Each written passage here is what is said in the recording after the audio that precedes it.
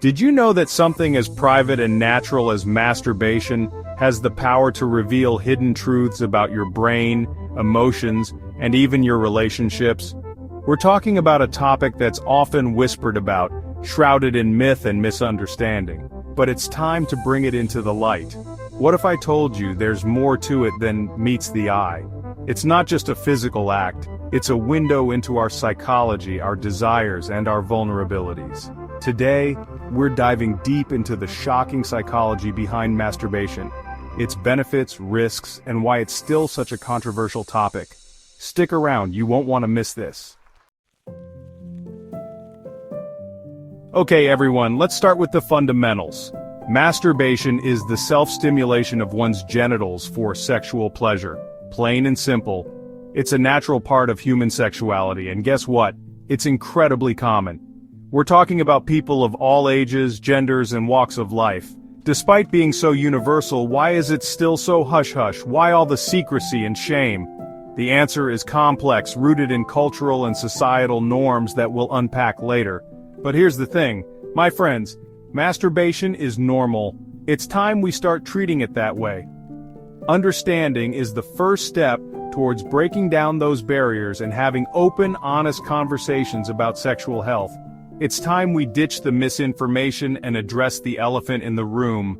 Let's separate fact from fiction and equip you with the knowledge you need to make informed decisions about your body and your well-being. Now let's get into the nitty-gritty, the why behind the what. Why do we masturbate? It's not always straightforward. Sure, there's the physical release, but it goes deeper. Emotions, hormones, and psychology all play a role. Stress can increase the urge to masturbate. It's a coping mechanism for pleasure and relaxation. Our brains release dopamine and oxytocin. These hormones are also released during exercise or cuddling. They make us feel good and relaxed, but it can become a crutch to avoid deeper issues. Balance is key. If you rely solely on it, address the underlying issues. Let's dive into the science behind it all, because yes, there's actual research on this. Studies have shown that masturbation in moderation can have some surprising health benefits. We already talked about stress relief, but did you know it can also improve your mood, help you sleep better, and even provide relief from menstrual cramps? It's true. But like most things in life, too much of a good thing can sometimes tip the scales in the other direction. Overindulgence or an unhealthy dependence on masturbation can lead to some downsides.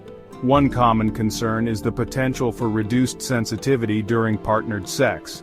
If you're constantly exposing yourself to very specific types of stimulation, your body can become accustomed to that, potentially making other forms of touch feel less intense.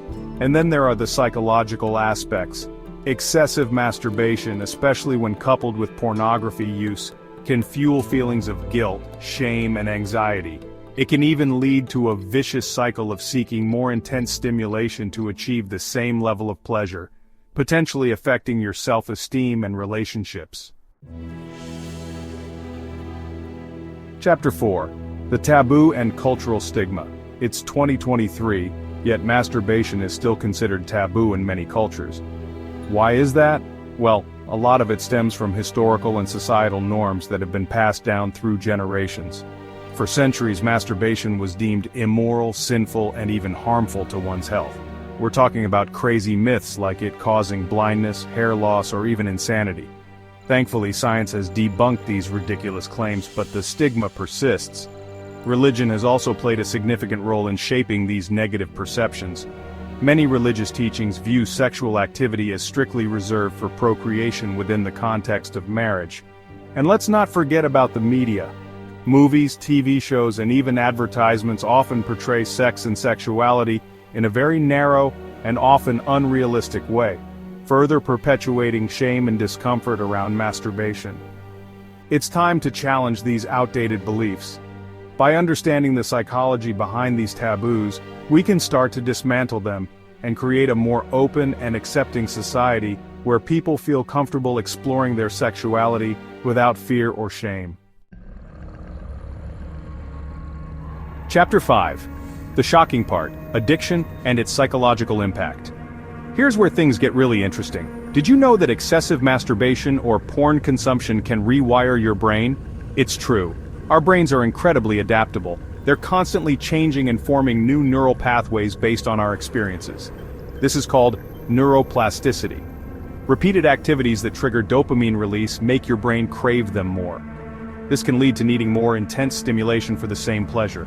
In extreme cases, it can interfere with daily life and relationships. If you're concerned, know that help is available from therapists and counselors. Chapter 6. How to maintain a healthy balance. So, how do we strike a healthy balance? Like with many aspects of life, moderation is key. Masturbation is a normal and natural part of human sexuality. It can be a healthy way to relieve stress, explore your body, and even improve your sleep.